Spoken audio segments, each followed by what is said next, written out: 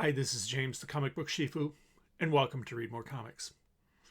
This is the first video in a category I'm going to call Curation and Collecting, where we take a dive into the experiences I have had as a collector and what I have found to be helpful to think about as a person gets into this hobby.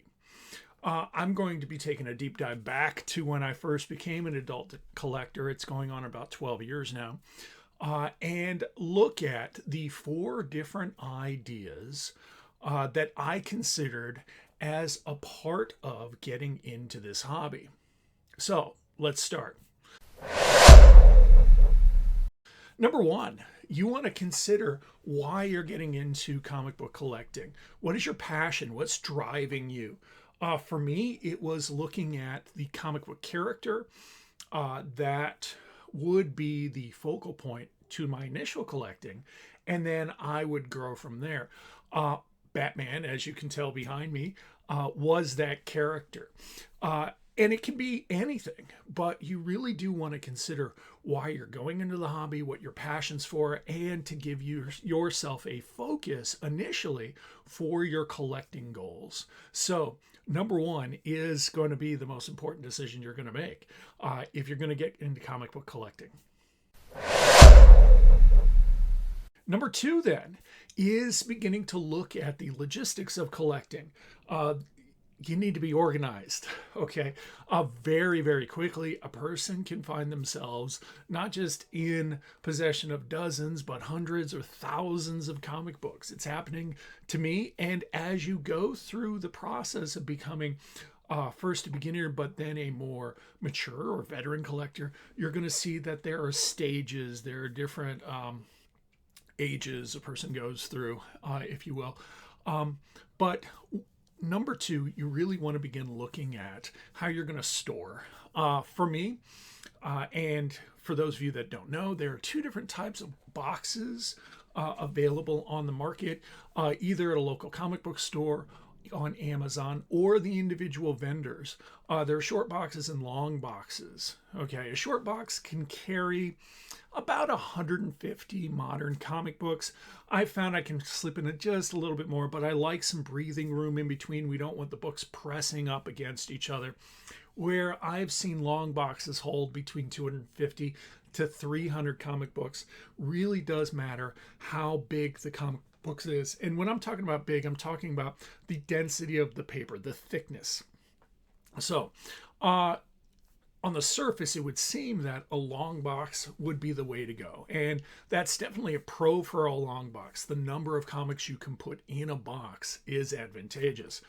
Here's some cons to consider, though, and this is where I kind of fell.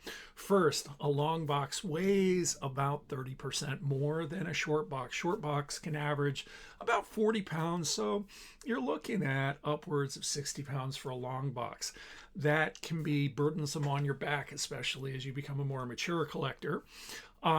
Also, long boxes take up a lot more space. As you can imagine, it holds more books. Therefore, it is a longer box, where short boxes, not as much. A short box will typically fit on standardized shelving that you can get at big box stores, at your local lawn and garden store. I mean, you definitely want something that can bear some weight, but you can easily get a row of long boxes, 4 or 5, based on the length of the shelving, where with a long box you're probably only looking at 1 or 2. Short boxes are easier to stack and move around, as I mentioned, because they weigh less, but they're less encumbering, less bulky. So for me, those were all advantages that I considered. It is not that long boxes don't have their proponents. For me, just wasn't the thing. Number 3, you want to consider how you're going to keep a log of what you have. And this is going to be essential. What do you have in your short or long boxes? Starting out, a simple spreadsheet is going to come in handy. I recommend using Google Sheets, where you just keep track of the title, you keep track of the volume number, you keep track of the issue number, and you might have an extra space for notes. Play around with the different headers, see what works best for you. I also added quantity, especially when I started collecting and realizing I was collecting multiples of the same issue. Number 4, and this is going to be perhaps, I don't know, I don't want to call it controversial, but just like short boxes and long boxes, everybody has kind of their philosophy on this. You want to protect your books. So you've considered what you're collecting. You've considered how you're going to store them and how you're going to stay organized. The last thing you really want to consider is how you're going to protect the individual issues. And this comes down to bags and boards. I am a proponent of using modern boards for modern comic books. Here's an example we can see right here. The comic will go to the edges of the bag and the board. Here we have the board of the back. I also use resealable comic book bags so I don't have to mess with tape, and I don't get comic books stuck to the adhesive I have on my board.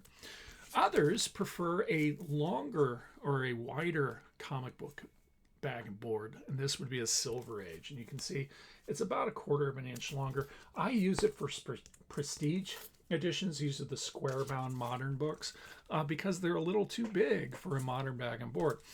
Some people like that extra space around their comic books so that we can shift around, and if it would fall, it kind of acts as an airbag. My experience has been that the comic book board does the job and keeps my bag, or keeps my comic book protected. That's going to come down to really what you think is best for your collection. And this is something that's going to be a caveat for not just this, but also short boxes and long boxes. What does your local comic book store carry? Because we want to support local small businesses like an LCS.